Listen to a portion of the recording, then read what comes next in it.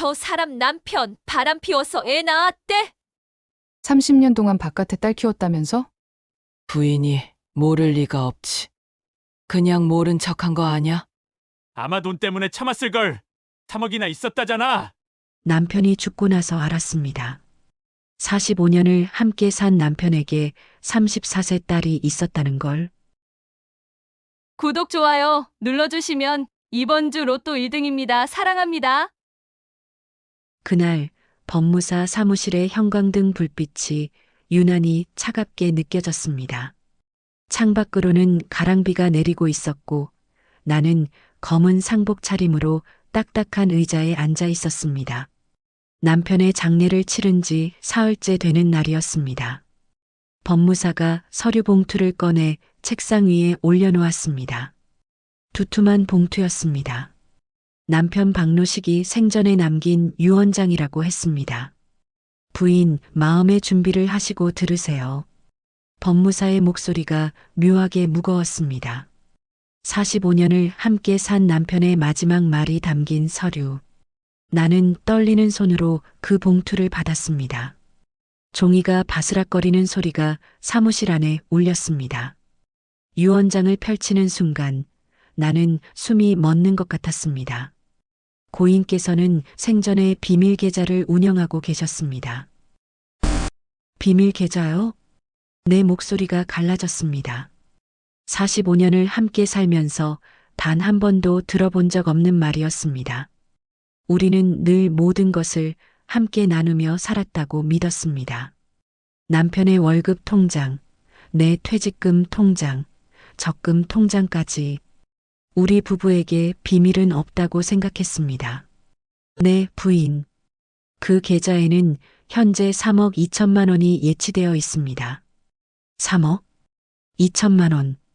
그 숫자가 귓가에 맴돌았습니다. 우리 부부가 평생을 모아도 만들 수 없었던 거액이었습니다. 나는 35년간 교사로 일했고 남편은 작은 회사 격리로 정년까지 근무했습니다. 딸 하나 대학 보내고 전세 보증금 마련하고 손자 돌보며 사는 것만으로도 빠듯했습니다.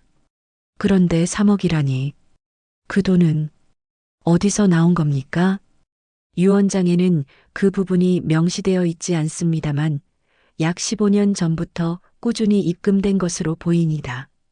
15년. 내가 정년퇴직을 하고 손자가 태어나고 우리가 이 작은 전셋집으로 이사 온 그 시간 동안 남편은 나 몰래 거액을 모으고 있었던 겁니까? 가슴이 답답했습니다. 숨이 제대로 쉬어지지 않았습니다. 그럼 그 돈은 저한테 오는 거죠? 나는 떨리는 목소리로 물었습니다.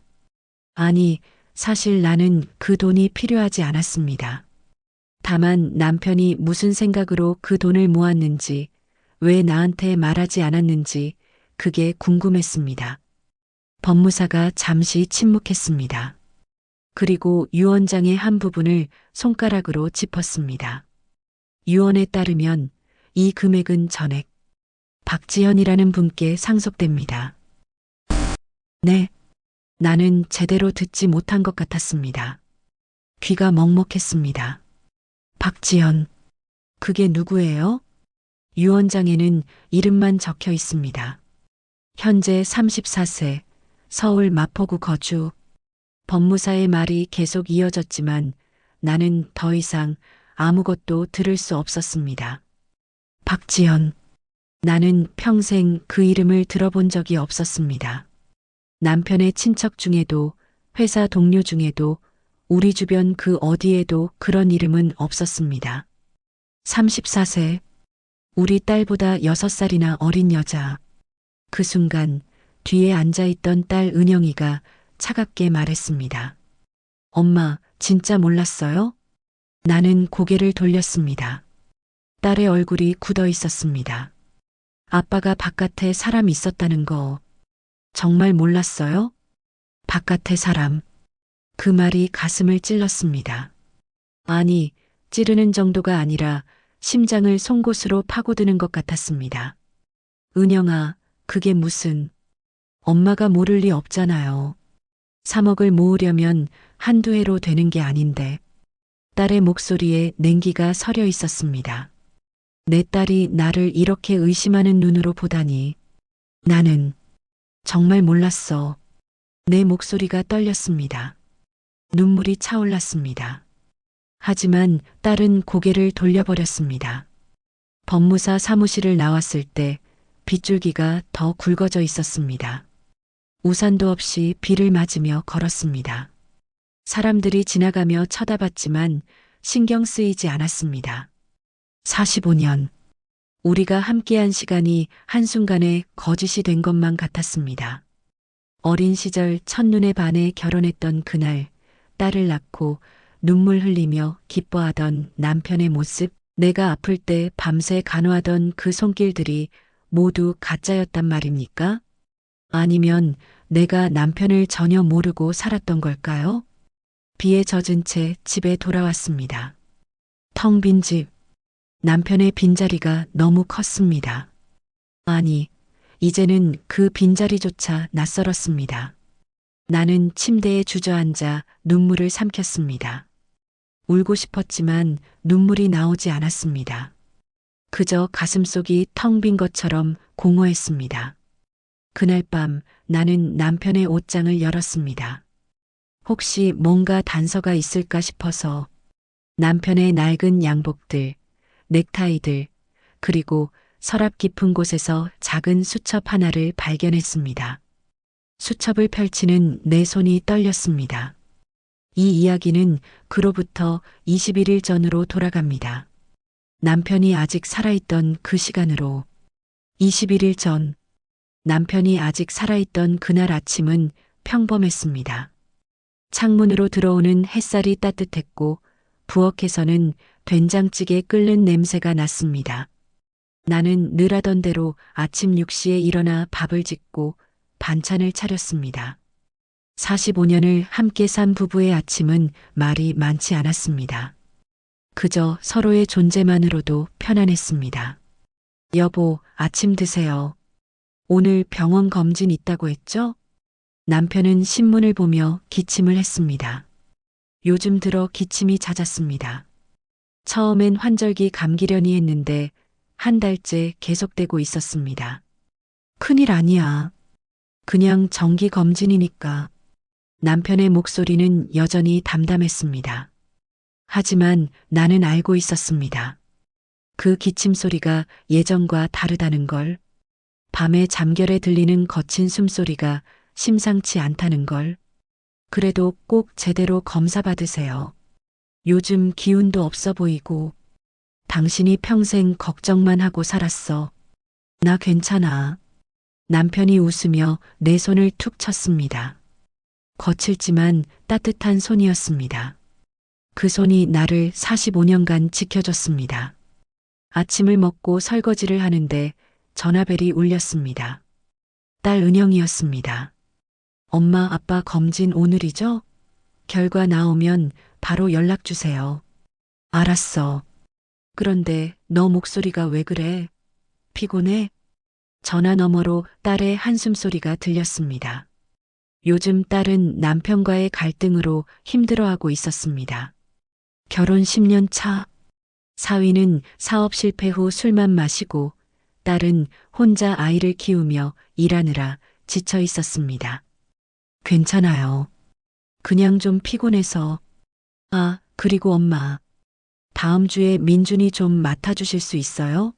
출장 가야 해서. 그럼 우리 손자 얼마든지. 할머니 집에 오는 거 좋아하잖아. 전화를 끊고 나니 남편이 외출 준비를 하고 있었습니다. 낡은 점퍼를 입고 모자를 눌러 쓴 모습이 왠지 쓸쓸해 보였습니다. 같이 갈까요? 아니, 괜찮아. 당신은 집에서 쉬어. 금방 다녀올게. 남편이 현관문을 나서는데 문득 이상한 느낌이 들었습니다. 남편의 뒷모습이 평소보다 더 작아 보였습니다. 어깨가 축 처져 있었고 걸음도 느렸습니다. 나는 창문으로 남편이 골목을 나서는 모습을 지켜봤습니다. 그런데 이상했습니다. 남편은 병원 방향이 아닌 반대편으로 걸어가고 있었습니다. 혹시 약국에라도 들르는 걸까? 나는 그냥 그러려니 했습니다. 의심할 이유가 없었습니다. 45년을 함께 산 남편이었으니까요. 오전 내내 집안일을 했습니다. 빨래를 돌리고 이불을 햇볕에 널고 김치 냉장고를 정리했습니다. 평범한 일상이었습니다. 이 평범함이 얼마나 소중한지 그때는 몰랐습니다. 점심때가 되어도 남편은 돌아오지 않았습니다. 보통 검진은 1시간이면 끝나는데 벌써 3시간이 지났습니다. 전화를 걸었습니다. 1번, 2번, 3번. 받지 않았습니다. 불안이 스멀스멀 기어 올라왔습니다. 혹시 검진 결과가 안 좋아서 추가 검사를 하는 걸까? 아니면 어디 쓰러진 건 아닐까? 오후 2시쯤 드디어 현관문이 열렸습니다. 남편이 들어왔습니다. 얼굴이 창백했고 손에는 큰 봉투를 들고 있었습니다. 여보, 어디 갔다 와요? 전화도 안 받고. 아, 미안. 검진하고 좀 걸었어. 머리 좀 식히려고. 남편의 목소리가 평소와 달랐습니다. 뭔가 무겁고 지친 느낌이었습니다. 검진 결과는요? 괜찮대요? 남편은 잠시 침묵했습니다. 그리고 억지로 웃으며 말했습니다. 응, 괜찮대. 그냥 감기 기운 좀 있는 거래. 하지만 남편의 눈빛이 흔들리고 있었습니다. 45년을 함께 산 아내로서 나는 알 수 있었습니다. 남편이 거짓말을 하고 있다는 걸. 정말이에요? 그럼 그 봉투는 뭐예요? 아, 이거 그냥 약 좀 받아온 거야. 남편은 서둘러 봉투를 안방으로 가져갔습니다. 나는 따라 들어가려다 멈췄습니다. 남편이 서랍에 봉투를 넣고 잠그는 소리가 들렸습니다. 그날 저녁 남편은 말이 없었습니다. 밥을 먹으면서도 멍하니 창밖만 바라봤습니다. 평소에는 저녁 뉴스를 보며 이런저런 이야기를 했는데 그날은 달랐습니다. 여보, 무슨 고민 있어요? 아니, 없어. 남편이 고개를 저었습니다. 하지만 그 눈빛은 뭔가를 숨기고 있었습니다. 밤 11시쯤 나는 화장실에 가려고 일어났습니다. 그런데 거실에 불이 켜져 있었습니다. 남편이 소파에 앉아 무언가를 보고 있었습니다. 조용히 다가가 보니 남편은 낡은 수첩을 펼쳐놓고 뭔가를 적고 있었습니다. 수첩 위에는 병원 영수증이 놓여 있었고 거기에 빨간 글씨로 뭔가가 적혀 있었습니다. 폐암 3기 의심. 나는 그 자리에서 얼어붙었습니다. 남편이 고개를 들었습니다. 우리의 눈이 마주쳤습니다. 남편의 눈에 눈물이 그렁그렁 맺혀 있었습니다. 당신 언제부터 거기 있었어? 나는 아무 말도 할 수 없었습니다. 입술이 떨렸고 목이 메었습니다. 남편은 천천히 수첩을 덮었습니다. 그리고 작은 목소리로 말했습니다. 미안해. 당신한테 걱정 끼치고 싶지 않았어. 그날 밤 우리는 거실에서 밤새 이야기를 나눴습니다. 아니, 정확히는 남편이 말하고 나는 울었습니다. 폐암 3기. 수술이 어려울 수도 있다는 의사의 말. 앞으로 남은 시간이 얼마 없을지도 모른다는 현실. 하지만 남편은 끝내 그 수첩에 대해서는 말하지 않았습니다. 수첩에 적힌 다른 내용들에 대해서는 한마디도 하지 않았습니다. 그게 나와 남편의 마지막 대화였습니다. 그리고 3주 후 남편은 세상을 떠났습니다. 남편의 장례식은 조용했습니다. 친척들이 왔고 남편의 옛 직장 동료들이 왔고 우리가 살던 동네 이웃들이 왔습니다. 모두들 고개를 숙이고 조의를 표했습니다. 하지만 나는 장례식 내내 다른 생각을 하고 있었습니다.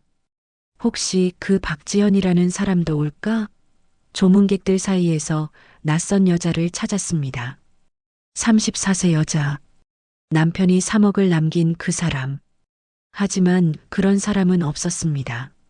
마지막 조문객이 떠날 때까지 박지연은 나타나지 않았습니다. 장례를 치르는 3일 동안 딸 은영이는 나를 피했습니다. 필요한 말만 했고 눈도 제대로 마주치지 않았습니다. 장례식장 복도에서 마주쳤을 때 딸이 차갑게 말했습니다. 엄마, 아빠 통장 정리는 어떻게 할 거예요? 은영아, 엄마는 정말 몰랐어. 그 돈에 대해서 그게 중요한 게 아니에요. 이제 와서 변명해봤자 아빠는 돌아오지 않잖아요. 딸의 목소리에 원망이 섞여 있었습니다. 나는 딸을 이해할 수 있었습니다. 딸도 힘든 시기를 보내고 있었고 남편 문제로 지쳐 있었고 그런 상황에서 아버지가 바깥 여자에게 거액을 남겼다는 사실은 받아들이기 어려웠을 겁니다. 장례를 마치고 집으로 돌아왔을 때 나는 남편의 서랍을 다시 열었습니다. 그날 밤 남편이 보던 그 수첩, 거기에 답이 있을 거라고 생각했습니다. 수첩을 펼쳤습니다. 남편의 필체로 빼곡하게 뭔가가 적혀 있었습니다. 지연이 생일 -4월 17일, 대학 입학 -2009년, 취업 성공 -2015년, 병원비 급한 -2018년 11월, 날짜와 짧은 메모들이 나열되어 있었습니다. 누군가의 인생을 기록한 흔적들이었습니다. 그리고 중간중간 학비, 생활비, 병원 같은 단어들이 보였습니다. 마지막 페이지에는 한 문장이 적혀 있었습니다. 지연아, 이 돈으로 내 집을 마련해라. 이제는 떳떳하게 살아라. 미안하다. 가슴이 철렁 내려앉았습니다. 3억? 그 돈은 박지연의 집을 사라고 남긴 거였습니다. 그럼 남편은 그동안 생활비는 따로 주면서 저 큰 돈을 몰래 모아왔다는 건가요? 나는 수첩을 들고 딸에게 전화를 걸었습니다. 은영아, 엄마가 수첩을 찾았어. 아빠가. 엄마, 그만해요. 더 이상 듣고 싶지 않아요. 아니야, 들어봐. 아빠가 그 여자 인생을 기록해뒀어. 생일도, 입학도, 취업도. 이게 무슨 의미인지. 그러니까 더 화가 나는 거잖아요. 우리는 전셋집에 살면서 그 여자한테는 집을 사주려고 3억을 모았다고요? 딸의 목소리가 떨렸습니다. 엄마도 평생 학교 다니면서 월급쟁이로 살았잖아요. 우리 집은 언제 마련해줬어요? 손자는 언제 봐줬어요? 그런데 그 여자한테는 집을 사준다고요? 은영아, 엄마는 정말 몰랐어요? 그렇게 큰 돈을 모으면서 가계부 쓰면서 정말 몰랐단 말이에요? 딸이 소리를 질렀습니다. 나는 할 말이 없었습니다. 정말 몰랐습니다. 하지만 그 말을 해도 딸은 믿지 않을 것 같았습니다. 전화를 끊고 나는 멍하니 앉아 있었습니다. 그때 휴대폰으로 문자가 왔습니다. 친구 오지숙이었습니다. 정수가 괜찮아? 오늘 저녁에 우리 집으로 와. 혼자 있지 마. 지숙이는 40년 지기 친구였습니다. 같은 학교에서 교사 생활을 했고 같이 은퇴했고 서로의 기쁨과 슬픔을 함께 나눴습니다.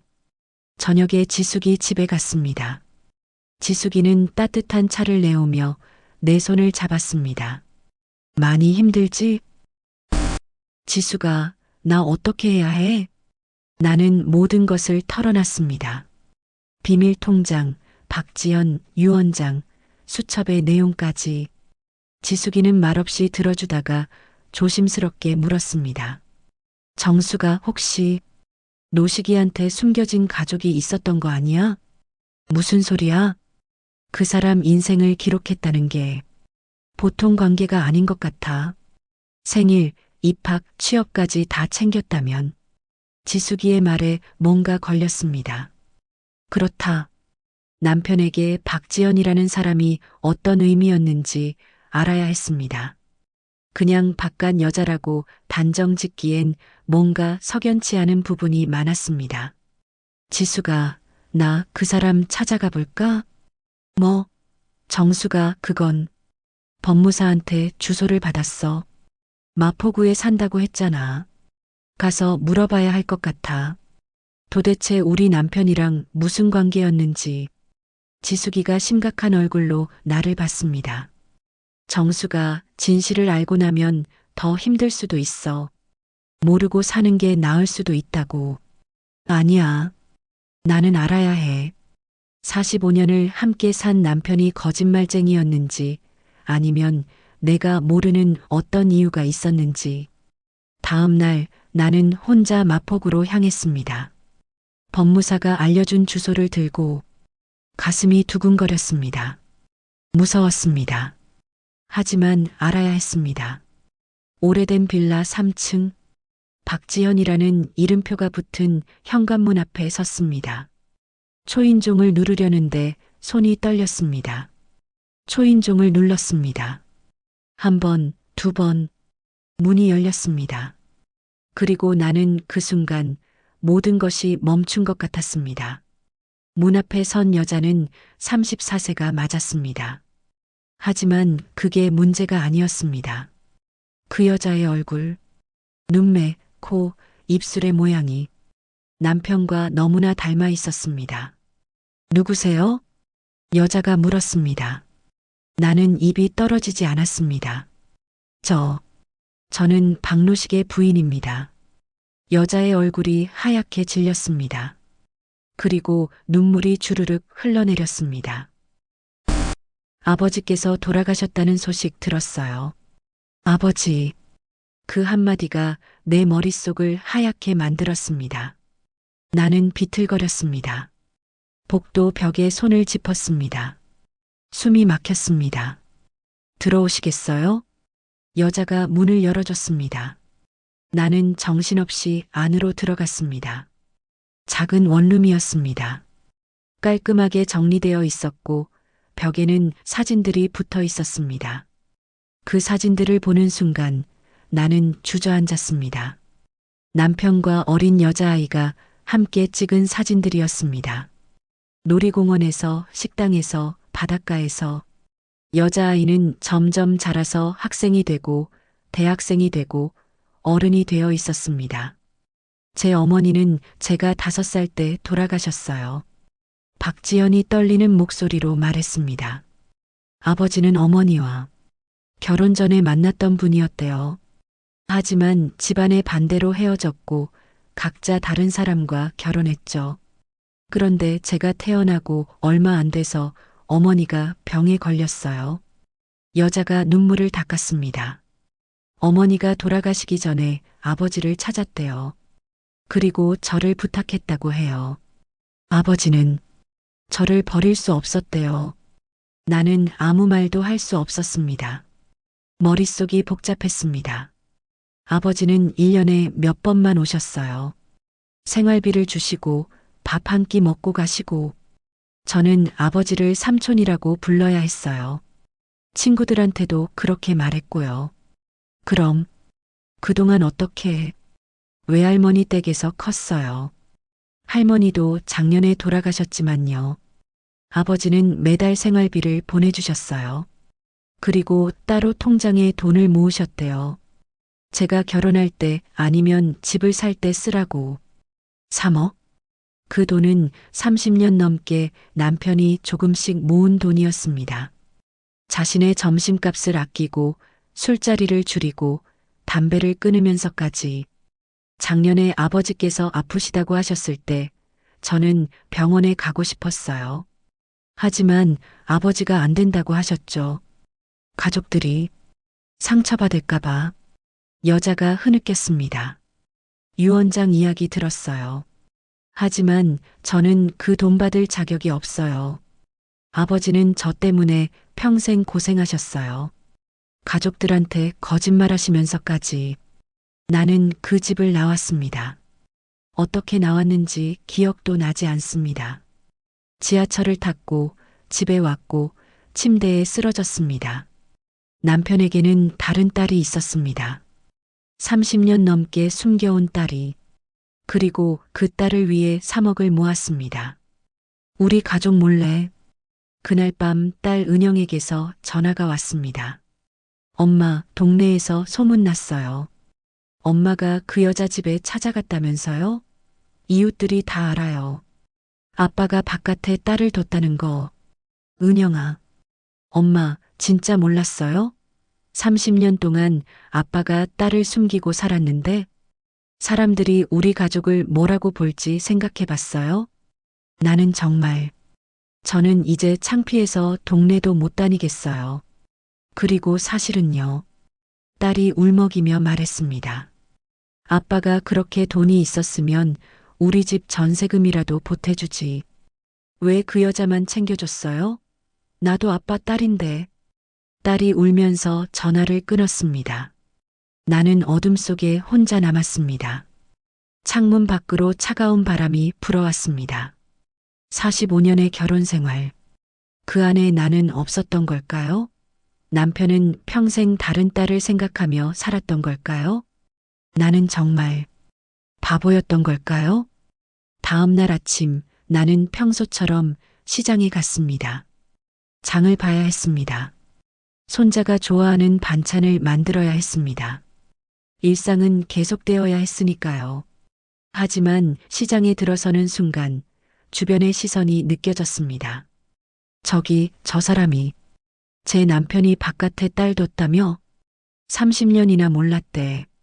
말이 돼? 소곤거리는 소리가 들렸습니다. 고개를 돌리면 사람들이 시선을 피했습니다. 하지만 등 뒤에서 계속 속삭임이 이어졌습니다. 채소 가게 앞에 섰습니다. 20년 넘게 단골로 다니던 곳이었습니다. 사장님, 배추 한 통 주세요. 사장님이 나를 보더니 묘한 표정을 지었습니다. 아, 선생님, 요즘 힘드시죠? 네, 뭐. 그런데 말이에요. 남편분이 그러셨다면서요? 바깥에 배추 주세요. 나는 말을 끊었습니다. 사장님은 어색하게 웃으며 배추를 건넸습니다. 하지만 그 눈빛에 호기심과 연민이 섞여 있었습니다. 생선 가게를 지나는데 아는 얼굴들이 모여 있었습니다. 같은 동네에 사는 아줌마들이었습니다. 나를 보자 대화가 뚝 끊겼습니다. 안녕하세요. 나는 인사를 했습니다. 하지만 돌아온 건 어색한 미소뿐이었습니다. 그리고 내가 지나가자마자 다시 수군거리는 소리가 들렸습니다. 30년을 몰랐다는 게 말이 돼? 난 절대 안 믿어. 맞아. 부인이 모를 리가 없지. 그냥 모른 척한 거겠지. 그러게. 돈도 받으려고 그러는 거 아닐까? 가슴이 찢어지는 것 같았습니다. 장바구니를 든 손이 떨렸습니다. 빨리 이 자리를 벗어나고 싶었습니다. 집으로 돌아오는 길에 엘리베이터를 탔습니다. 같은 층에 사는 이웃이 타고 있었습니다. 아이 둘을 키우는 젊은 엄마였습니다. 늘 반갑게 인사하던 사람이었습니다. 안녕하세요. 나는 인사를 했습니다. 하지만 그 엄마는 고개만 살짝 끄덕이고는 아이들을 자기 쪽으로 끌어당겼습니다. 마치 나를 경계하듯이. 엘리베이터 문이 열리고 그 엄마가 먼저 내렸습니다. 그리고 아이들에게 작은 목소리로 말했습니다. 저 할머니한테는 인사 안 해도 돼. 문이 닫혔지만 그 말은 선명하게 들렸습니다. 집에 들어와 소파에 주저앉았습니다. 장바구니를 바닥에 내려놓았습니다. 기력이 하나도 없었습니다. 그때 초인종이 울렸습니다. 문을 열자 남편의 동생, 시동생이 서 있었습니다. 얼굴이 굳어 있었습니다. 형수님, 우리 좀 얘기합시다. 들어오세요. 시동생이 거실로 들어왔습니다. 앉지도 않고 서서 말했습니다. 형수님, 이게 대체 어떻게 된 겁니까? 형이 바깥에 딸이 있었다는 게 사실입니까? 사실입니다. 형수님은 알고 계셨습니까? 몰랐습니다. 30년을 몰랐다고요? 시동생의 목소리가 높아졌습니다. 형수님, 저도 형을 30년 넘게 봐왔습니다. 형이 그렇게 돈을 모을 사람이 아니에요. 형수님이 뭔가 숨기고 계신 거 아닙니까? 제가 뭘 숨겨요? 그 3억 말입니다. 혹시 형수님도 그 돈에 대해 알고 계셨던 거 아닙니까? 그래서 그 여자한테 넘어가는 걸 막으려고. 무슨 소리 하시는 겁니까? 나는 소리를 질렀습니다. 처음으로 시동생에게 목소리를 높였습니다. 저는 정말 몰랐어요. 당신 형이 저한테 거짓말을 한 겁니다. 30년 동안. 형수님, 진정하세요. 저더러 어떻게 진정하라는 겁니까? 저는 45년을 헌신했어요. 남편 뒷바라지하고 시부모님 모시고 가족 위에 살았어요. 그런데 이제 와서 제가 거짓말쟁이라고 의심하시는 겁니까? 시동생이 한숨을 쉬었습니다. 형수님, 저도 이해는 합니다만 친척들이 다 수군거립니다.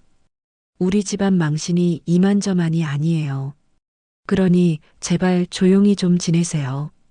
더 이상 소문 나지 않게. 시동생이 돌아갔습니다. 나는 그 자리에 멍하니 서 있었습니다. 집안 망신. 조용히 지내라. 그게 그들이 나한테 할 말의 전부였습니다. 그날 저녁 딸이 찾아왔습니다. 손자 민준이를 데리고 왔습니다. 하지만 딸의 얼굴은 차가웠습니다. 민준아, 할머니 계시네. 인사해. 할머니. 민준이가 달려왔습니다. 나는 손자를 안았습니다. 따뜻한 체온이 느껴졌습니다. 이 순간만큼은 모든 게 괜찮은 것 같았습니다. 할머니, 나 배고파. 할머니가 해주는 김치찌개 먹고 싶어. 그래, 할머니가 해줄게. 부엌으로 가려는데 딸이 차갑게 말했습니다. 엄마, 민준이 앞으로 여기 못 와요. 뭐? 민준이 유치원에서 애들이 놀렸대요. 할아버지가 바람둥이였다고. 엄마 때문에 우리 민준이가 상처받았어요. 가슴이 무너졌습니다. 은영아, 그건. 엄마, 솔직히 말해요. 정말 몰랐어요? 아니면 알면서도 참고 산 거예요? 나는 정말 몰랐어. 그럼 더 한심한 거잖아요. 딸이 소리를 질렀습니다. 30년을 같이 살면서 남편이 딸을 하나 더 키우는데 그걸 몰랐다는 게 말이 돼요? 그럼 엄마는 남편한테 관심도 없었다는 거잖아요. 은영아, 저는 이제 엄마 얼굴 보기 싫어요. 엄마 때문에 우리 가족이 다 망가졌어요. 남편도 이 일로 회사에서 눈총받고 민준이는 유치원에서 놀림받고. 딸이 눈물을 흘렸습니다. 엄마, 당분간 연락하지 마세요. 저희는 저희대로 살아야겠어요. 은영아, 제발. 민준아, 가자. 할머니, 나 배고픈데. 집에 가서 먹자. 빨리. 딸이 민준이 손을 잡고 나갔습니다. 민준이가 뒤돌아보며 내게 손을 흔들었습니다. 나는 손을 흔들어줬습니다. 하지만 눈물이 흘러내렸습니다. 문이 닫혔습니다. 나는 거실에 혼자 남았습니다. 텅 빈 집. 손자의 웃음소리도 딸의 목소리도 없었습니다. 창밖은 어두웠습니다. 가로등 불빛만 희미하게 들어왔습니다. 나는 소파에 앉아 무릎을 껴안았습니다. 눈물이 멈추지 않았습니다. 45년을 살았습니다. 좋은 아내가 되려고, 좋은 엄마가 되려고, 좋은 며느리가 되려고 노력했습니다. 내 꿈을 포기하고, 내 시간을 포기하고, 오직 가족을 위해 살았습니다. 그런데 이게 끝이었습니까? 동네 사람들의 수군거림, 시동생의 의심, 딸의 원망, 손자와의 이별. 나는 무엇을 잘못한 겁니까? 그때 거실 선반 위에 놓인 액자가 눈에 들어왔습니다. 우리 가족 사진이었습니다. 남편, 나, 딸, 그리고 갓 태어난 민준이. 모두가 웃고 있었습니다. 행복했던 시절이었습니다. 나는 천천히 일어났습니다. 액자를 집어들었습니다. 그리고 남편의 얼굴을 바라봤습니다. 당신, 왜 이런 짓을 한 겁니까? 작은 목소리로 물었습니다. 대답은 없었습니다. 왜 나한테 말하지 않았어요? 왜 혼자 다 짊어지고 간 겁니까? 눈물이 액자 유리에 떨어졌습니다. 나는 이제 어떻게 살아야 합니까? 그 순간 문득 떠올랐습니다. 박지연이 울면서 했던 말이 아버지는 가족들이 상처받을까봐 저를 숨기셨어요. 그리고 수첩에 적힌 마지막 문장. 지연아, 이제는 떳떳하게 살아라. 떳떳하게. 남편은 떳떳하지 못한 삶을 살았습니다. 거짓말 속에서 숨기며 두려워하며. 나는 그렇게 살고 싶지 않았습니다. 나는 아무것도 숨긴 게 없었습니다. 나는 정말 몰랐습니다. 그렇다면 나는 떳떳해야 했습니다. 액자를 다시 제자리에 놓았습니다. 그리고 깊게 숨을 들이쉬었습니다. 사람들이 뭐라고 하든, 딸이 나를 원망하든, 나는 진실을 밝혀야 했습니다. 남편이 왜 그런 선택을 했는지, 박지연은 정말 어떤 사람인지, 그리고 그 3억에 담긴 진짜 의미가 무엇인지, 나는 무너지지 않기로 했습니다. 이제부터라도 제대로 알아내기로 했습니다. 그날 밤 나는 잠들 수 없었습니다. 침대에 누워 천장을 바라보며 남편과의 시간들을 떠올렸습니다.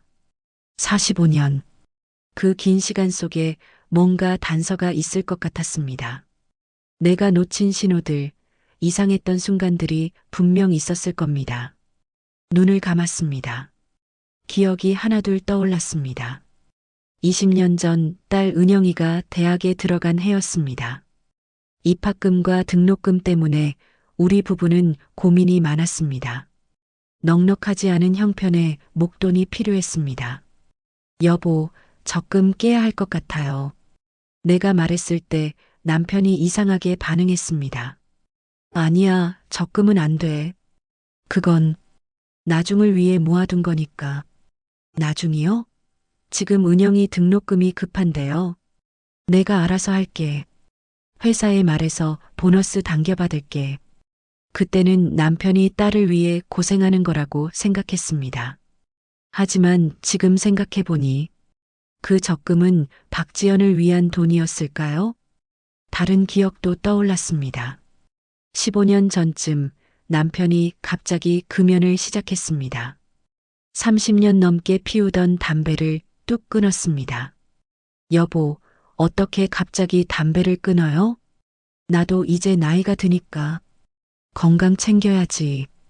그때도 나는 남편이 건강을 생각해서라고 믿었습니다. 하지만 지금 생각해보니 담배값을 아껴서 박지연에게 더 많은 돈을 보내려고 했던 걸까요? 그리고 또 있었습니다. 10년 전 남편 회사에서 워크숍을 간다고 했습니다. 2박 3일. 하지만 남편이 돌아왔을 때 뭔가 이상했습니다. 여보, 워크숍 어땠어요? 응, 좋았어.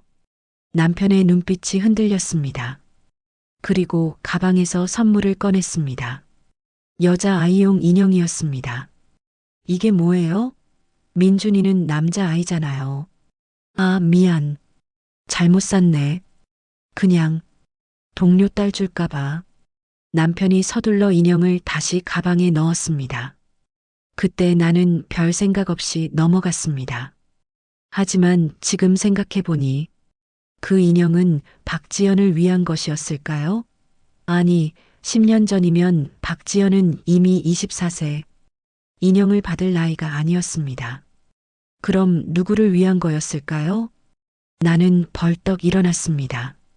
침대 및 서랍을 열었습니다. 남편의 오래된 물건들이 담긴 상자가 있었습니다. 상자를 꺼내 열었습니다. 낡은 수첩, 명함들, 영수증들, 그리고 작은 봉투 하나가 있었습니다. 봉투를 열었습니다. 안에는 사진들이 들어 있었습니다. 첫 번째 사진. 어린 여자아이가 그네를 타고 있었습니다. 5살쯤 되어 보였습니다. 뒤에 흐릿하게 남편의 모습이 보였습니다. 두 번째 사진. 같은 아이가 초등학교 교복을 입고 웃고 있었습니다. 입학식 날인 것 같았습니다. 세 번째 사진. 중학생이 된 아이가 상장을 들고 있었습니다. 전교 1등이라고 적혀 있었습니다. 네 번째 사진. 고등학생이 된 아이가 교복을 입고 서 있었습니다. 예쁘게 자랐습니다. 마지막 사진. 대학 졸업식 사진이었습니다. 학사모를 쓴 여자가 환하게 웃고 있었습니다. 박지현이었습니다. 가슴이 먹먹했습니다. 남편은 그 아이의 성장을 지켜봤습니다. 멀리서 숨어서 아무도 모르게 사진으로만 그 아이를 만났습니다. 봉투맨 아래에 종이 한 장이 더 있었습니다. 남편의 필체였습니다.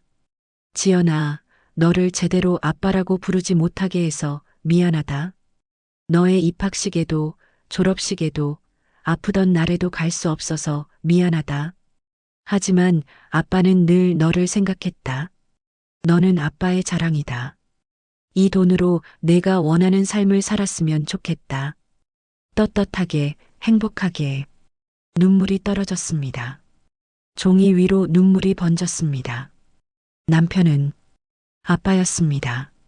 숨어서, 멀리서, 그림자처럼 존재한 아빠였습니다. 그 순간 또 다른 기억이 떠올랐습니다. 5년 전 남편이 밤늦게 술을 마시고 집에 들어온 날이었습니다. 혼자 마신 것 같았습니다. 거실에 주저앉아 울고 있었습니다. 여보, 왜 그래요? 무슨 일 있어요? 미안해. 뭐가 미안해요? 당신한테. 미안해. 남편이 내 손을 잡았습니다. 떨리는 손이었습니다. 나는 당신한테 좋은 남편이 아니었어. 무슨 소리예요? 당신은 좋은 남편이었어요. 아니야. 나는 당신이 모르는 게 있어. 나는 가슴이 철렁했습니다. 뭔데요? 말해봐요. 남편이 고개를 들었습니다. 눈물 범벅인 얼굴이었습니다. 나는. 하지만 남편은 끝내 말하지 못했습니다. 그리고 다음 날 아침 남편은 아무 일도 없었다는 듯 평소처럼 행동했습니다. 그때 나는 남편이 직장에서 힘든 일이 있었거나 건강 문제로 고민하는 거라고 생각했습니다. 하지만 그게 아니었습니다. 남편은 고백하려 했던 겁니다. 박지연에 대해, 자신의 비밀에 대해. 왜 말하지 못했을까요? 나를 지키려고? 우리 가족을 지키려고? 아니면 그저 두려웠던 걸까요? 나는 사진들을 다시 봤습니다. 박지연의 사진들. 그 아이는 정말 예쁘게 자랐습니다. 남편을 닮았습니다. 그리고 문득 깨달았습니다. 남편은 두 가족을 가졌습니다. 하나는 세상에 드러낸 가족, 나와 은영이. 또 하나는 숨긴 가족, 박지연. 남편은 평생 둘 사이에서 찢어지며 살았을 겁니다. 어느 쪽도 포기하지 못하고 어느 쪽에게도 온전히 속하지 못하고. 그게 남편의 벌이었을까요? 나는 천천히 일어나 창문을 열었습니다. 차가운 새벽 공기가 들어왔습니다. 하늘을 올려다봤습니다. 별이 보였습니다. 여보, 당신은 지금 어디에 있나요? 작은 목소리로 물었습니다. 당신은 행복했나요? 아니면 평생 괴로웠나요? 대답은 없었습니다. 다만 바람만 불었습니다. 나는 다시 상자를 뒤졌습니다. 뭔가 더 있을 것 같았습니다. 남편이 남긴 다른 단서들이. 상자 맨 밑에 오래된 은행 통장이 하나 있었습니다. 낡은 통장이었습니다. 표지에 박지연 이름이 적혀 있었습니다. 통장을 펼쳤습니다. 매달 50만 원씩 입금된 기록이 있었습니다. 20년 전부터 시작해서 작년까지. 그리고 중간중간 큰 금액들이 입금되어 있었습니다. 대학 입학금 마이너스 800만 원, 생활비 마이너스 300만 원, 병원비 마이너스 150만 원, 남편은 이 아이의 모든 것을 기록하고 있었습니다. 그런데 이상한 점이 있었습니다. 통장 마지막 페이지에 메모가 적혀 있었습니다. 정수가 이 통장을 발견했다면 2층 책장 뒤를 봐라. 2층 책장? 우리 집은 작은 아파트라 2층이 없었습니다. 그럼 이건 무슨 의미일까요? 잠깐 2층. 친구 지숙이가 했던 말이 떠올랐습니다. 정수가 예전에 노식이가 우리 집에 책 좀 맡겨도 되냐고 했었어. 집에 책장 공간이 부족하다면서. 그래서 우리 집 서재 2층 책장에 노식이 책들이 좀 있어. 나는 서둘러 옷을 갈아입었습니다. 새벽 5시였지만 지숙이 집으로 달려갔습니다. 초인종을 눌렀습니다. 한참 후에 지숙이가 문을 열었습니다. 정수가? 이 시간에 왜? 지수가 미안해. 급한 게 있어. 우리 남편 책들 좀 봐야 해.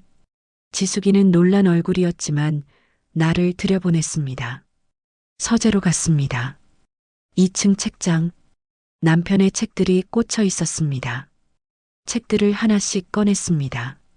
그리고 책장 뒤를 살폈습니다. 아무것도 없었습니다. 아니, 잠깐.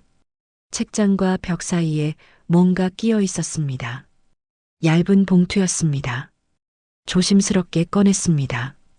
봉투를 열었습니다. 안에는 편지 한 장이 들어 있었습니다. 정숙에게. 남편의 글씨였습니다. 손이 떨렸습니다. 이건 남편이 나를 위해 남긴 마지막 메시지였습니다. 편지를 펼쳤습니다. 그리고 첫 문장을 읽는 순간 나는 주저앉았습니다. 정수가 미안해. 하지만 내가 생각하는 것과 진실은 다르다. 편지를 펼쳤습니다.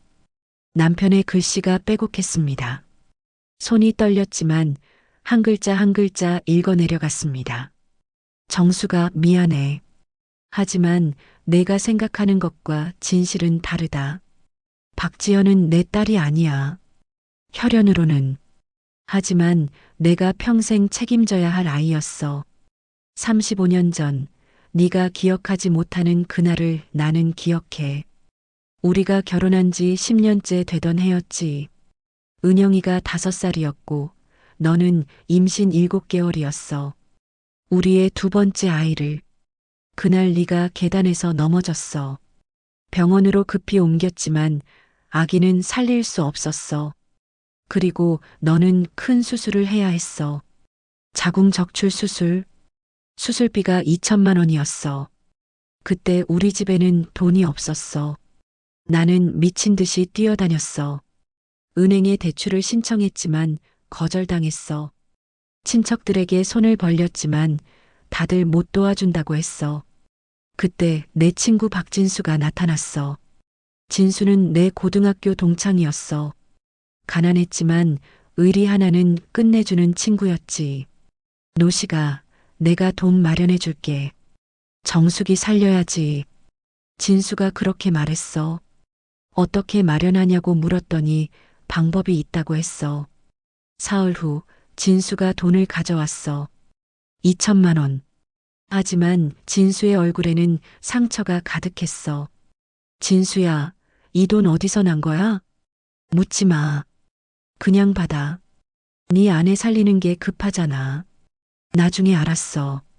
진수가 불법 사채업자들한테서 돈을 빌렸다는 걸. 그리고 그 돈을 갚기 위해 위험한 일을 하고 있었다는 걸.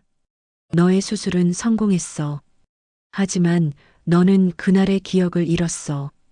의사가 말했어. 트라우마 때문에 뇌가 스스로 기억을 지웠다고. 그래서 너는 우리의 두 번째 아이에 대해, 그날의 사고에 대해, 진수에 대해 아무것도 기억하지 못해. 나는 말하지 않았어. 너를 다시 아프게 하고 싶지 않았으니까. 수술 후 6개월쯤 지났을 때 진수가 찾아왔어. 얼굴이 반쯤 죽어 있었어. 노시가 나 죽을 것 같아.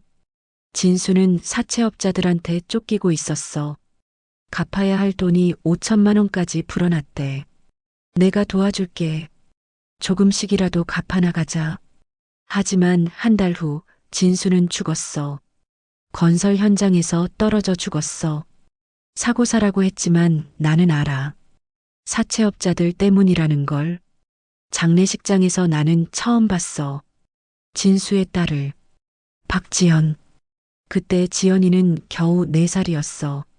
엄마는 지연이를 낳고 얼마 안 돼 병으로 죽었대.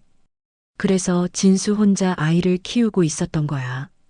장례식장에서 지연이가 울고 있었어. 아빠, 아빠. 그 울음소리를 들으면서 나는 생각했어. 이 아이의 아빠는 나를 위해 죽었다고. 아니, 당신을 위해 죽었다고. 내가 이 아이를 책임져야 한다고. 진수의 어머니가 지연이를 키우겠다고 했어. 시골에 계신 외할머니였지. 하지만 할머니도 가난했어. 나는 결심했어. 매달 생활비를 보내주기로. 그리고 지연이가 커서 필요한 게 있으면 돕기로. 하지만 당신한테는 말할 수 없었어. 당신이 그날을 기억하면 다시 아파할까봐. 그리고 우리 형편도 넉넉하지 않은데 다른 아이를 돕는다고 하면 당신이 부담스러워할까봐. 그래서 나는 숨겼어. 점심을 굶었어. 담배를 끊었어. 술자리를 거절했어. 회식비를 아꼈어. 그렇게 모은 돈을 지연이한테 보냈어. 지연이는 똑똑한 아이였어.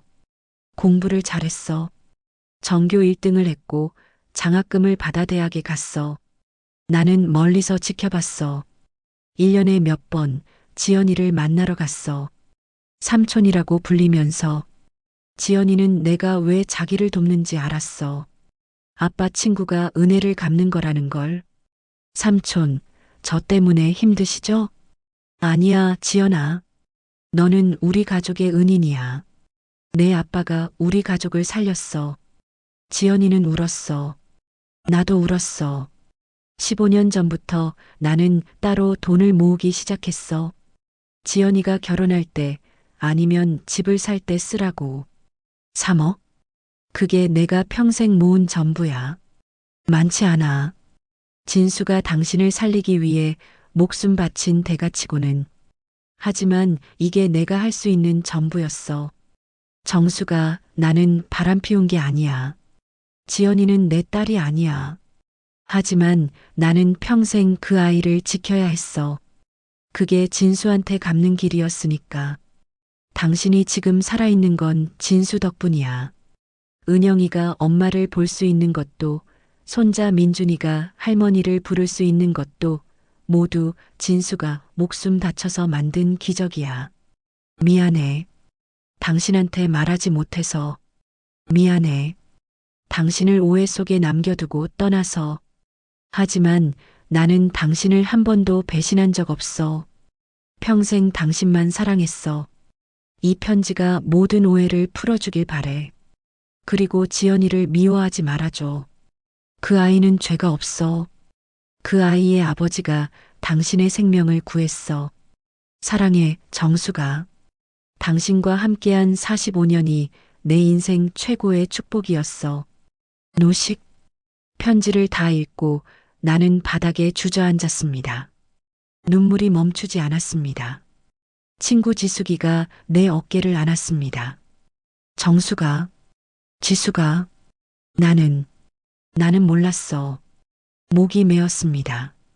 말이 나오지 않았습니다. 35년 전, 나는 그날을 기억하지 못했습니다. 의사들이 트라우마성 기억상실이라고 했던 그 시간을. 계단에서 넘어진 일도, 잃어버린 아기도, 큰 수술도, 박진수라는 은인도 모두 내 기억에서 지워져 있었습니다. 하지만 남편은 기억하고 있었습니다. 그리고 평생 그 빚을 갚으며 살았습니다. 내 손이 배에 갔습니다. 그 안에 있었던 아기, 은영이의 동생이 될 뻔했던 생명, 눈물이 더 쏟아졌습니다. 지수가, 나는 그날을 기억 못해. 아기를 잃은 것도, 수술을 받은 것도, 아무것도. 정수가 괜찮아. 내가 기억 못하는 게 당연해. 의사들이 그랬잖아. 근데 남편은 혼자 다 기억하면서 살았어. 그 고통을 혼자 짊어지고 나는 편지를 가슴에 안았습니다. 지수가 나 박지연 씨한테 가봐야겠어. 지금, 응, 지금 당장.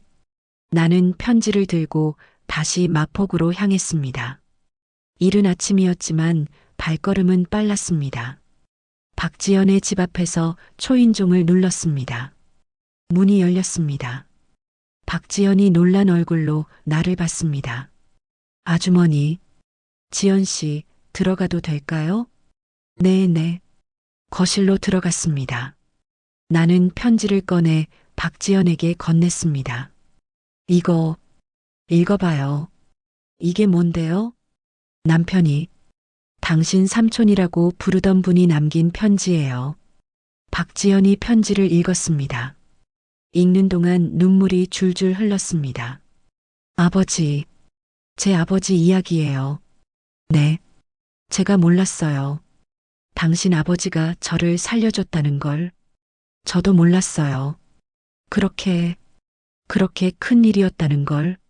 아버지가 누군가의 목숨을 구했다는 걸. 박지연이 편지를 꼭 쥐고 흐느꼈습니다. 아주머니, 저 때문에 아주머니 가족이 힘들어 하셨죠? 아니에요. 그건 지연 씨 잘못이 아니에요. 나는 박지연의 손을 잡았습니다. 지연 씨, 제가 사과할게요. 당신을 오해했어요. 당신을 나쁜 사람이라고 생각했어요. 아니에요, 아주머니. 이해해요. 저라도 그랬을 거예요. 그리고 고마워요. 네. 당신 아버지가 저를 살려줘서 그래서 제가 은영이를 키울 수 있었고 손자를 볼 수 있었어요. 제가 35년을 더 살 수 있었어요. 박지연이 고개를 숙였습니다. 어깨가 떨렸습니다. 아주머니, 저는 항상 아버지를 원망했어요. 왜 저를 두고 떠났는지, 왜 위험한 일을 하셨는지. 하지만 이제 알았어요. 아버지는 누군가를 살리려고, 친구의 아내를 살리려고 그러신 거였네요. 박지연이 눈물을 닦았습니다. 아버지는 영웅이었어요. 그리고 삼촌도, 아니 박노식 아저씨도 영웅이셨어요. 평생 아버지의 딸을 지켜주셨으니까.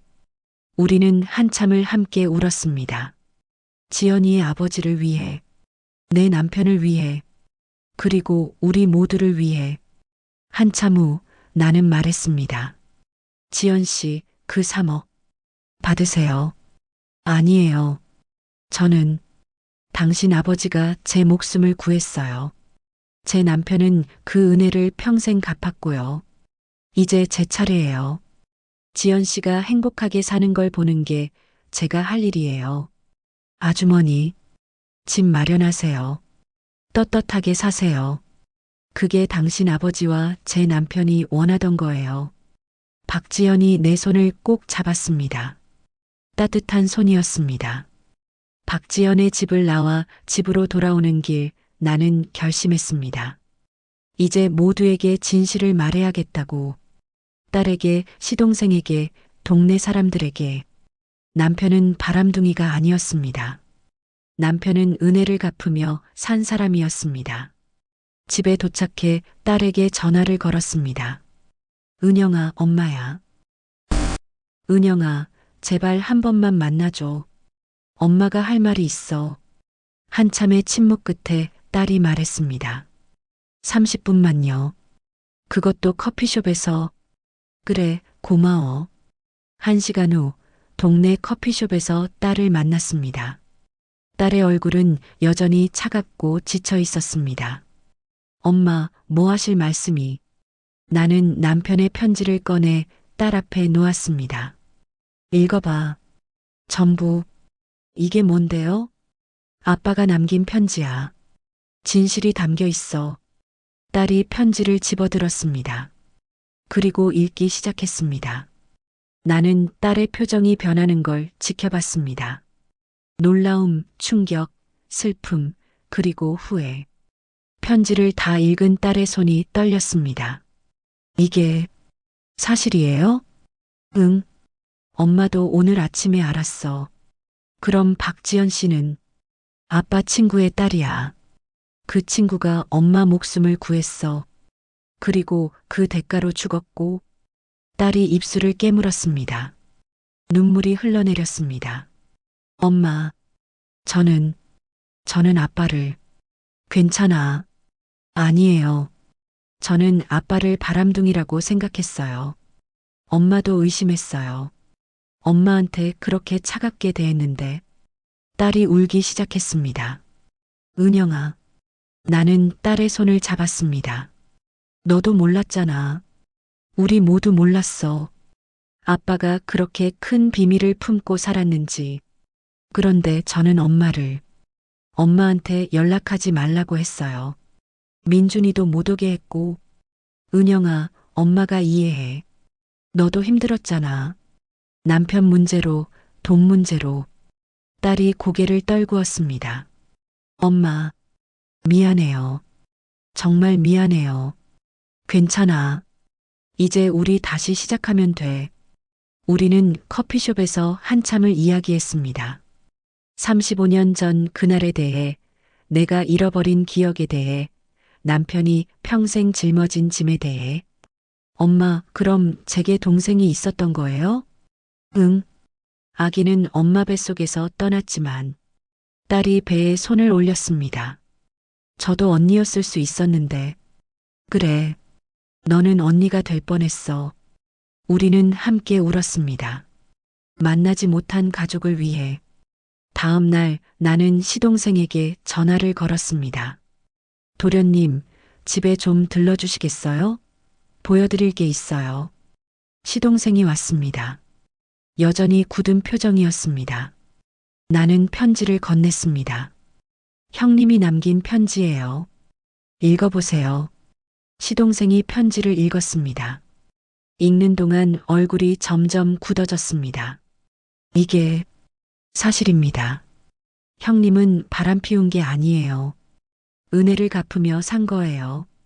시동생이 한숨을 쉬었습니다. 형수님, 제가 형수님을 의심했습니다. 죄송합니다. 괜찮아요. 아니에요. 저는 형을 몰랐어요.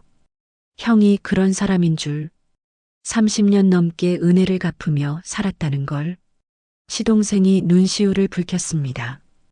형은 정말 의리 있는 사람이었습니다.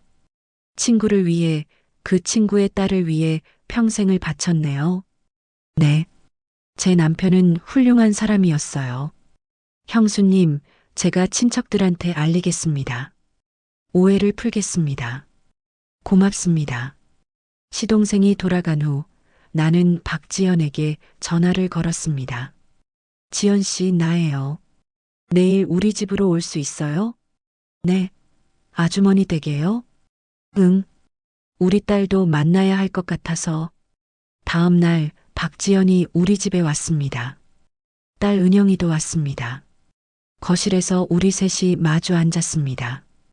은영이가 먼저 입을 열었습니다. 지연, 아니, 지연 씨. 제가 오해했어요. 죄송해요. 아니에요. 괜찮아요. 제 아버지가 지연 씨 아버지한테 많은 빚을 졌네요. 우리 엄마를 살려주셨으니까. 박지연이 고개를 저었습니다. 아니에요. 제 아버지가 선택한 일이에요. 그리고 박노식 아저씨가 평생 저를 지켜주셨어요. 저야말로 감사해야죠. 은영이가 박지연의 손을 잡았습니다. 지연 씨, 앞으로 우리 가족처럼 지내요. 아버지가 그걸 원하셨을 거예요. 박지연이 눈물을 흘렸습니다. 정말 괜찮아요? 네. 우리는 이제 한 가족이에요. 지연 씨 아버지와 우리 아버지가 이어준 인연이니까. 그날 저녁, 우리 셋은 함께 저녁을 먹었습니다. 남편이 좋아하던 된장찌개를 끓였습니다. 식탁에 남편의 사진을 놓았습니다. 여보, 오늘은 우리 모두 함께해요. 당신이 평생 지키려던 사람들이 다 모였어요. 박지연이 남편의 사진에 절을 했습니다. 아저씨, 감사했어요. 저를 포기하지 않아 주셔서. 은영이도 아버지 사진을 보며 말했습니다. 아빠, 미안했어요. 아빠를 오해해서. 이제 알았어요. 아빠가 얼마나 대단한 사람이었는지. 나도 남편의 사진을 바라봤습니다. 여보, 고생 많았어요. 이제 편히 쉬세요. 우리가 잘 살게요. 며칠 후 시동생이 친척 모임을 열었습니다. 나는 그 자리에서 편지를 공개했습니다. 친척들은 놀라워했습니다. 그리고 남편을 다시 보게 됐다고 했습니다. 형수님, 우리가 오해했습니다. 형님은 정말 대단한 분이셨어요. 동네에도 소문이 퍼졌습니다. 하지만 이번엔 다른 내용이었습니다. 박노식 씨는 바람둥이가 아니었대요. 친구의 딸을 30년 동안 도운 거래요. 와, 정말 의리 있는 분이었네요. 시장에 갔을 때 채소가게 사장님이 달려왔습니다.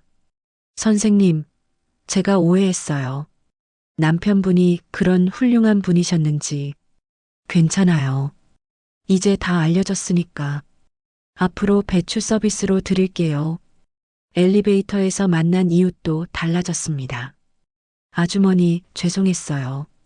제가 아이들한테 이상한 말한 거. 남편분 정말 훌륭하셨네요. 괜찮아요. 이제 우리 민준이한테 인사받아도 돼요. 사람들의 시선이 바뀌었습니다. 수군거림이 사라졌습니다. 법무사 사무실에서 유산 정리가 끝났습니다. 박지연은 3억을 받았고 진짜로 집을 마련했습니다. 아주머니, 집들이 꼭 오세요.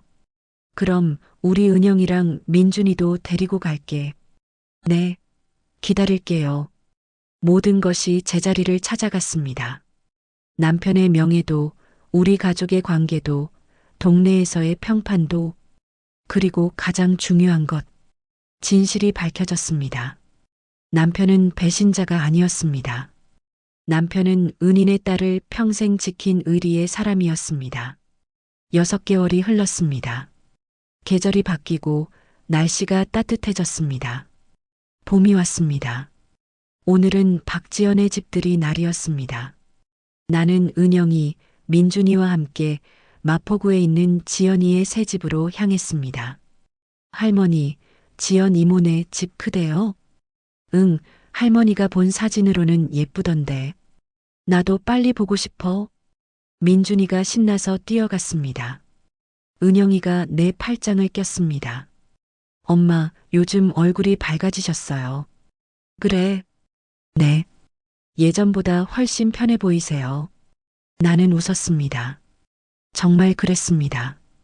6개월 전보다 마음이 가벼워졌습니다. 진실을 알고 나니 남편에 대한 원망이 사라졌습니다. 대신 감사함이 생겼습니다. 45년을 함께 살면서 나는 남편을 다 안다고 생각했습니다. 하지만 남편에게는 내가 모르는 깊이가 있었습니다. 친구를 위한 의리, 은혜를 갚는 마음, 가족을 지키려는 희생. 남편은 완벽한 사람은 아니었습니다. 거짓말을 했고 비밀을 숨겼습니다. 하지만 그 거짓말은 누군가를 해치려는 게 아니었습니다. 누군가를 지키기 위한 것이었습니다. 지연이의 집에 도착했습니다. 현관문이 열리고 지연이가 환하게 웃으며 우리를 맞았습니다. 어서 오세요. 어머니, 은영 언니, 민준이. 지연아, 축하해. 집이 정말 예쁘네. 네, 모두 아저씨. 아버지 덕분이에요. 거실로 들어갔습니다. 깔끔하고 따뜻한 집이었습니다. 벽에는 가족 사진들이 걸려 있었습니다. 지연이 아버지의 사진, 남편과 어린 지연이의 사진, 그리고 우리가 함께 찍은 최근 사진까지. 지연아, 이 사진. 네. 이제 다 제 가족이에요. 친아버지도, 박노식 아저씨도, 어머니도, 은영 언니도. 민준이가 지연이에게 달려갔습니다. 이모, 나 배고파. 뭐 먹을 거 있어? 있지. 할머니가 좋아하는 떡볶이 만들었어. 같이 먹자. 식탁에 둘러앉았습니다. 지연이가 정성껏 준비한 음식들이 가득했습니다. 자, 건배해요. 지연이의 새 출발을 위해 우리는 컵을 부딪혔습니다. 웃음소리가 집안을 채웠습니다. 밥을 먹으며 은영이가 물었습니다. 지연아, 회사는 어때? 적응됐어? 네, 언니. 좋은 사람들이 많아요. 제가 이런 집도 마련하고 꿈만 같아요. 당연한 거야. 내 아버지가 그리고 우리 아버지가 원하던 일이니까. 지연이가 남편의 사진을 바라봤습니다. 아저씨, 감사해요. 덕분에 저 이렇게 행복해요. 나도 남편 사진을 봤습니다. 사진 속 남편은 웃고 있었습니다. 여보, 보고 있죠? 우리 잘 살고 있어요. 식사 후 나는 베란다로 나갔습니다. 창밖으로 한강이 보였습니다. 햇살이 강물에 반짝였습니다. 은영이가 옆으로 왔습니다. 엄마, 뭐 생각하세요? 응, 그냥 아빠 생각. 저도요. 요즘 자주 생각나요. 그래. 네. 아빠가 얼마나 힘들었을까. 비밀을 혼자 안고 사는 게. 나는 딸의 손을 잡았습니다. 은영아, 엄마가 깨달은 게 있어. 뭔데요? 사람은 다 비밀이 있어. 말하지 못하는 상처, 숨기고 싶은 과거. 그게 나쁜 게 아니야. 중요한 건 그 사람이 어떤 마음으로 살았느냐야. 아빠는 은혜를 갚으려고 평생을 바쳤어. 그게 아빠의 방식이었어. 은영이가 고개를 끄덕였습니다. 엄마, 저도 배웠어요. 사람을 쉽게 판단하지 말아야 한다는 거. 맞아. 우리가 보는 건 겉모습일 뿐이야. 그 사람의 진짜 이야기는 더 깊은 곳에 있지. 우리는 한강을 바라봤습니다. 강물은 계속 흘렀습니다. 멈추지 않고 앞으로. 저녁이 되어 집으로 돌아왔습니다. 혼자 있는 시간이 이제는 편안했습니다. 서랍에서 남편의 편지를 꺼냈습니다. 벌써 몇 번을 읽었는지 모릅니다. 하지만 읽을 때마다 새로운 감동이 있었습니다. 편지 마지막 문장을 다시 읽었습니다. 당신과 함께한 45년이 내 인생 최고의 축복이었어. 나도 그랬습니다. 45년이 축복이었습니다. 완벽하지 않았지만 진실했습니다. 때로는 오해도 있었고 아픔도 있었지만 결국 사랑이었습니다. 책상 앞에 앉아 펜을 들었습니다. 남편에게 답장을 쓰기로 했습니다. 여보, 당신의 편지 잘 받았어요. 미안하다는 말은 이제 하지 마세요. 당신은 잘못한 게 없어요. 오히려 제가 미안해요. 당신이 그렇게 힘들었는데 몰라줘서. 35년 전 그날, 제가 기억은 못하지만 당신이 기억해줘서 고마워요. 그리고 박진수라는 훌륭한 친구가 있었다는 것도.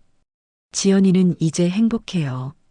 좋은 집에서 좋은 직장 다니면서 밝게 웃어요. 은영이도 이제 아빠를 자랑스러워해요. 민준이도 할아버지 이야기 들을 때마다 눈을 반짝여요. 당신이 평생 지킨 사람들 모두 잘 살고 있어요. 여보, 나는 이제 알았어요. 사랑은 완벽한 게 아니라는 것. 때로는 서툴고 숨기고 아파하면서도 누군가를 지키는 마음이라는 것. 당신은 그런 사랑을 보여줬어요. 45년 동안. 고마워요. 그리고 사랑해요. 편히 쉬세요, 여보. 우리 다시 만날 때까지. 편지를 접어 남편의 사진 앞에 놓았습니다. 창밖을 봤습니다. 별이 반짝였습니다. 남편도 저 별들 중 하나가 되어 우리를 지켜보고 있을까요? 나는 미소 지었습니다. 여보, 잘 자요. 내일도 좋은 하루일 거예요. 그리고 불을 끄고 잠자리에 들었습니다. 따뜻한 봄밤이었습니다. 때로 우리는 사람을 오해합니다. 겉으로 보이는 것만으로 판단합니다. 하지만 모든 사람에게는 이야기가 있습니다. 말하지 못한 이유가, 숨겨야 했던 아픔이. 중요한 건 그 사람이 어떤 마음으로 살았느냐입니다. 사랑하는 마음으로 살았다면 그것으로 충분합니다. 김정숙은 이제 압니다. 남편이 평생 자신을 사랑했다는 것을. 그리고 그 사랑은 45년이 지난 지금도 계속되고 있습니다. 우리 모두의 가슴 속에서. 인생은 길어요. 그 안에는 오해도 있고 눈물도 있죠. 하지만 결국 남는 건 사랑입니다. 진심은 시간이 지나도 남아요. 그게 제가 배운 거예요. 여기까지 유언장 한 장, 내 인생이 무너졌다의 이야기였습니다. 이 이야기가 여러분의 마음에 작은 위로가 되었다면 좋겠습니다. 사랑하는 사람들에게 조금 더 따뜻한 시선을 보내는 하루 되시길 바랍니다. 이 영상이 도움이 되셨다면 좋아요와 구독 부탁드립니다. 여러분의 작은 응원이 더 좋은 이야기를 만드는 힘이 됩니다. 댓글로 여러분의 생각도 나눠주세요. 감사합니다. 다음 이야기로 또 찾아뵙겠습니다. 구독과 좋아요는 큰 힘이 됩니다.